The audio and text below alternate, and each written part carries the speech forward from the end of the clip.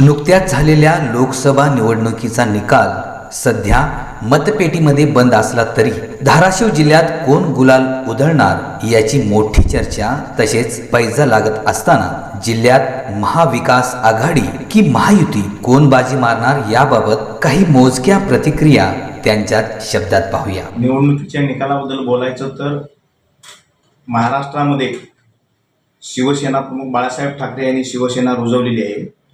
या शिवसेनेला संपवण्यासाठी नरेंद्र मोदी आणि अमित शहा आणि देवेंद्र फडणवीस हे जे कटकारस्थान करत आहेत याच्यामुळं महाराष्ट्रातली जनता यांना कधीही माफ करणार नाही। पाटील साहेब, माझा दुसरा एक असा प्रश्न होता की मराठा आंदोलनाचा फटका काय बसेल किंवा त्याची काय परिणाम होतील याबद्दल आपलं काय प्रतिक्रिया? मराठा आंदोलनाचा फटका हा निश्चित बसणार आहे।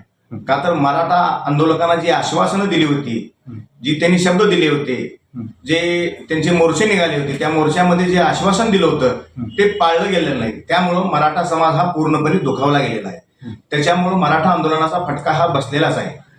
मराठा आंदोलनच नाही तर महाराष्ट्रामध्ये ज्यावेळी 2014 मध्ये देवेंद्र फडणवीस मुख्यमंत्री झाले त्यावेळेस बारामतीला धनगर समाजाने आमरण उपोषण तिथं अवलंबलं होतं आणि त्या ठिकाणी जाऊन देवेंद्र फडणवीसांनी एक वचन दिलं होतं की सरकार स्थापन झाल्यानंतर पहिल्या मंत्रिमंडळाच्या बैठकीमध्ये धनगर समाजाला आरक्षण दिलं जाईल, पण ते पूर्ण केलेलं नाही। त्याच्यात 10 वर्ष निघून गेले। यांना कुठल्याही समाजाला आरक्षण द्यायचं नाही, फक्त झुलवत ठेवायचं यांना। देवेंद्र फडणवीस हे जे राजकारण करतायत हे महाराष्ट्रासाठी फार घातक आहे। पाटील साहेब, आता परत तोच प्रश्न, आपल्या तुळजापूर तालुक्यामधून कशी परिस्थिती असेल, काय असेल?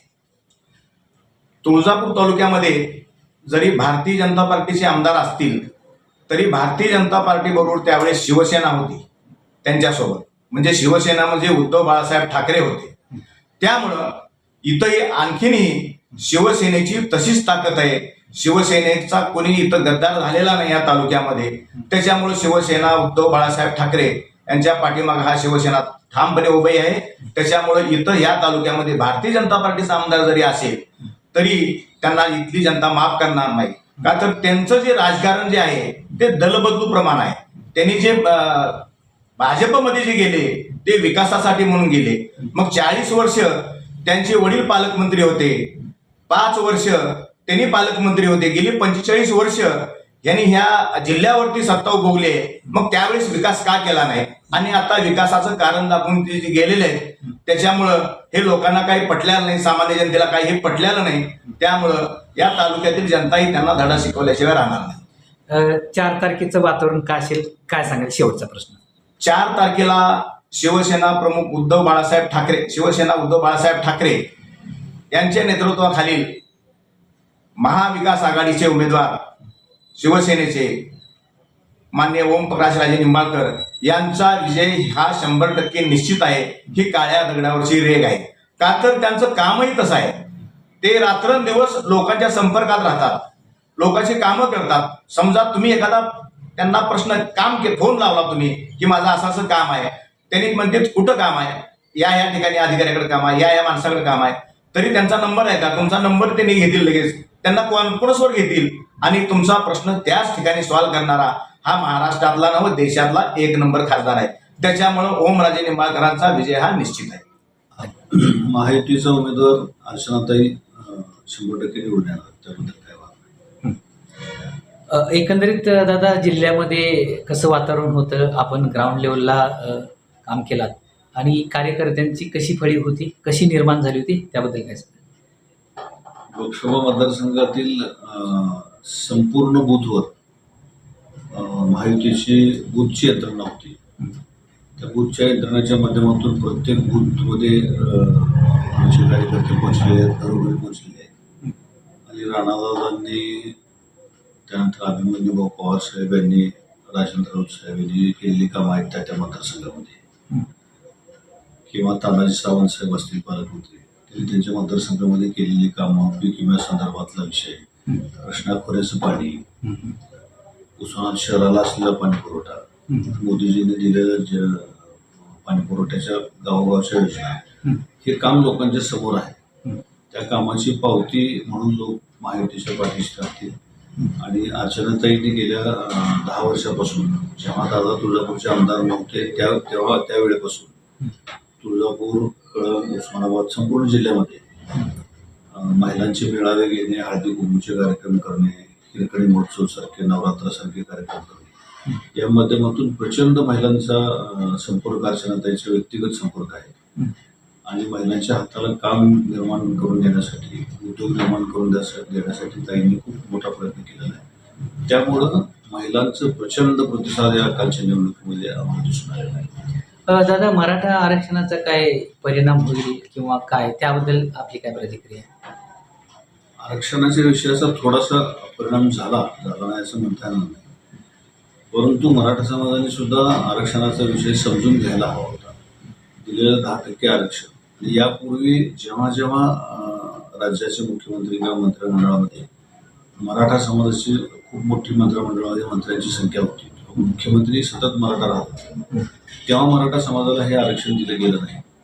उलट फडणवीस साहेबांसारखा अल्पसंख्याक समाजातील एक मुख्यमंत्री झाल्यानंतर त्यांनी मराठा समाजाला आरक्षण मिळवून देण्यासाठी केलेला जो प्रयत्न होता किंवा 10% आरक्षण मिळवून दिलं, त्याचं कुठंतरी मराठा समाजामधील विचारवंत मंडळी त्याचा विचार करते. आणि मग ज्यांना विचारच करायचा नाही ते मराठा समाजातील काही लोक जातीयते निर्माण करण्यासाठी असेल किंवा एक तीव्रता म्हणून, ज्याला आपण मॉब सायकॉलॉजी म्हणतो, त्यातून काही मराठा समाज महायुतीच्या उमेदवाराच्या विरोधात गेला असेल. परंतु विचारवंत मराठा समाजामधली जी मंडळी आहेत त्या मंडळींनी चांगला प्रतिसाद दिला. दादा, ताई किती मताच्या फरकाने येतील असं वाटतं, तुमचा एक अंदाज काय? मतदारसंघ खूप मोठा आहे. तालुकानिहाय विचार केला तर आकडे वेगळे निघतील, जातनिहाय, समाजनिहाय विचार केला तर आकडे वेगळे निघतील. आणि लोकांचा प्रतिसाद मनातून होता. लोकसभेच्या निवडणुका हवेवर चालतात, हा आपला अनुभव आहे. परंतु हवेवर चालत असताना हवेवर जाणारी मतदान करणारी मंडळी आणि विचार करून मतदान करणारी मंडळी, त्यामध्ये खूप मोठा फरक आहे. नवमतदार जे होते की जे मतदार पहिल्यांदा मतदान करणार होते, त्या मतदारांच्या मनामध्ये मोदीजींबद्दल प्रचंड आकर्षण होतं. ही बाजू आपल्याला नाकारता येणार नाही. त्यामुळे त्यांचाही प्रतिसाद चांगला मिळेल, महिलांचा प्रतिसाद चांगला मिळेल. आणि पहिल्यांदा मतदान करत असल्यामुळं राष्ट्रप्रेमासाठी म्हणून जे मतदान ज्या युवकांनी, ज्या तरुणांनी केलं, ते नक्कीच मोदीजींच्या पाठीशी ते लोक उभे राहतील असं वाटतं. अर्चनाताई जगजितसिंह पाटील या राष्ट्रवादी काँग्रेसच्या उमेदवार, महायुतीच्या उमेदवार यांचं जिल्हा परिषदेला ज्यावेळेस ते होत्या उपाध्यक्ष म्हणून, त्यावेळेस त्यांचं काम खूप चांगल्या प्रकारे झालेलं आहे. आणि राणा जगजितसिंह पाटील हे तर सर्वांनाच माहिती आहे, पीक विम्याच्या संदर्भात त्यांचं नाव आलं की पीक विमा आला असं समजायचं. आणि जिल्ह्यात एवढा पैसा आला शेतकऱ्यांना ते राणा जगजितसिंह पाटील साहेबांमुळं. तुळजापूर तालुक्याचे कार्यसम्राट आमदार म्हणून त्यांचं काम खूप चांगलं आहे. त्याच्यामुळे त्यांचा इफेक्ट आणि महाराष्ट्रातून अजितदादा पवार यांचं काम खूप चांगलं आहे, ते सगळ्यांना माहीत आहे. आणि मोदी साहेब हेच ते खूप एवढं चांगलं जमलं होतं, त्याच्यामुळे विजय आमचा हा निश्चितच आहे. 40 ते 50 हजारच्या फरकाने आम्ही निवडून येऊ नक्कीच. भैया, ओबीसी, मराठा आणि अल्पसंख्याक यांची भूमिका या मतदानाच्या वेळेस काय होती, त्याबद्दल काय सांगाल? हो, निश्चितच थोडाफार आम्हाला फरक पडलेला आहे, नाही ते आम्ही लाखावरती निवडून आलो असतो. मराठा समाजाचं जे मतदान आहे ते जरांगे पाटील साहेबांमुळं थोडाफार त्याचा आम्हाला रोष थोडा पत्करावा लागला, पण जास्त काय फरक पडणार नाहीये.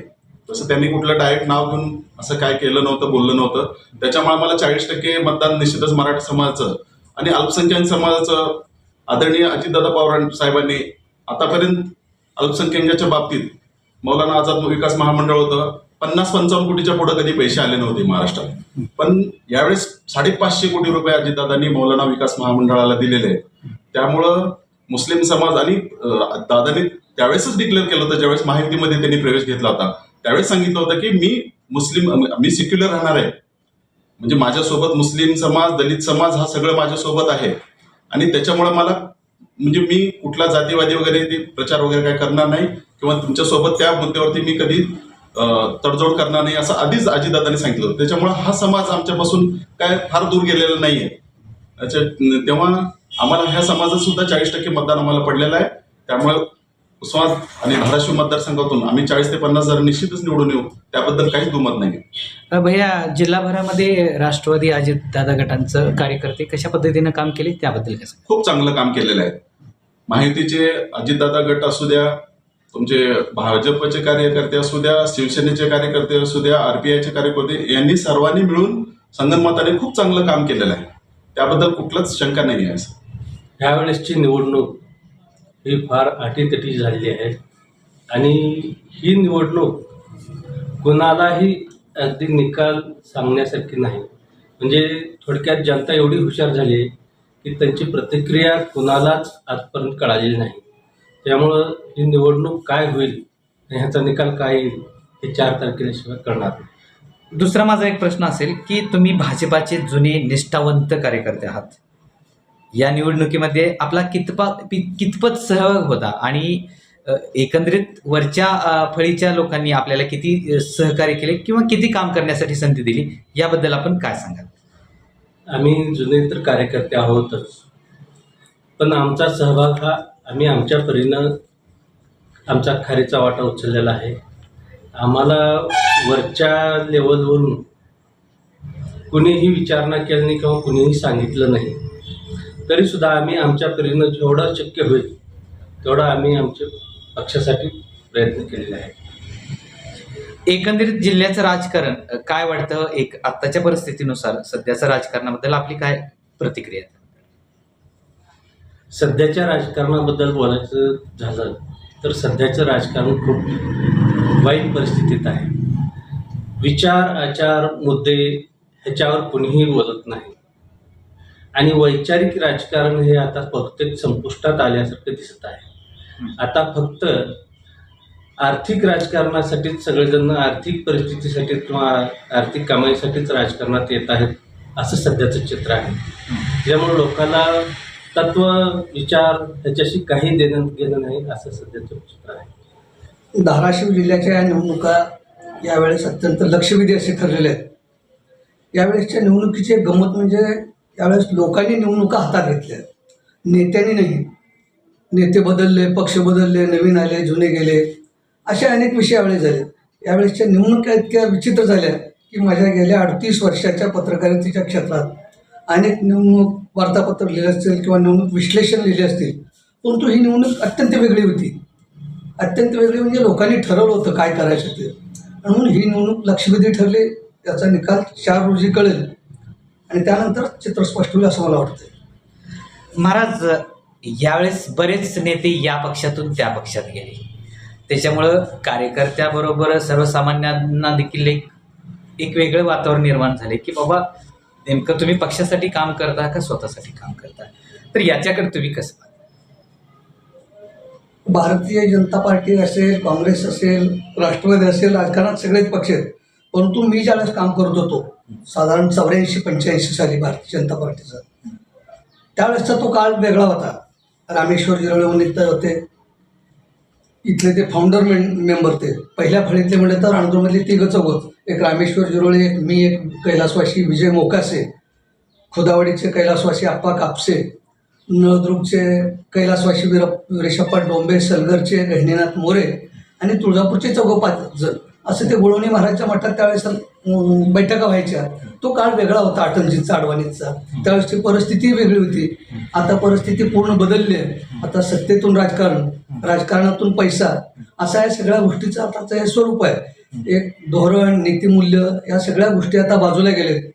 सत्ता म्हणजे केवळ खुर्चीसाठी, पैशासाठी किंवा त्यातून काय मिळेल का या उद्देशानं, या हेतूनं हे राजकारण चाललेलं आहे. आणि म्हणून कोण कुठल्या पक्षात राहील, काल रात्री कुठं होता आणि सकाळी राहील का, याची नक्की गॅरंटी किंवा खात्री कोणाला देता येत नाही. आजची परिस्थिती विचित्र झाली आहे राजकारणाच्या बाबतीत.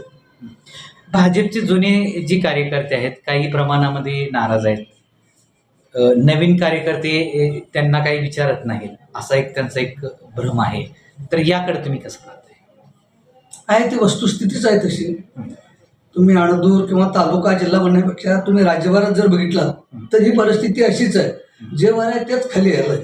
म्हणून नवीन नवीन जे कार्यकर्ते आले, नवीन पक्षातून आले आणि भाजपमध्ये स्थायिक झाले, स्थिर स्थावर झाले, ते भले प्रस्थापित असतील किंवा आर्थिकदृष्ट्या मातब्बर असतील किंवा त्यांना राजकीय पार्श्वभूमी असेल, या लोकांनी त्यांच्या गटातली माणसंही सामावून घेतली आणि त्याच्यामुळे जुने कार्यकर्ते नाराज झाले. जुने कार्यकर्त्यांना विश्वासात घेतलं नाही.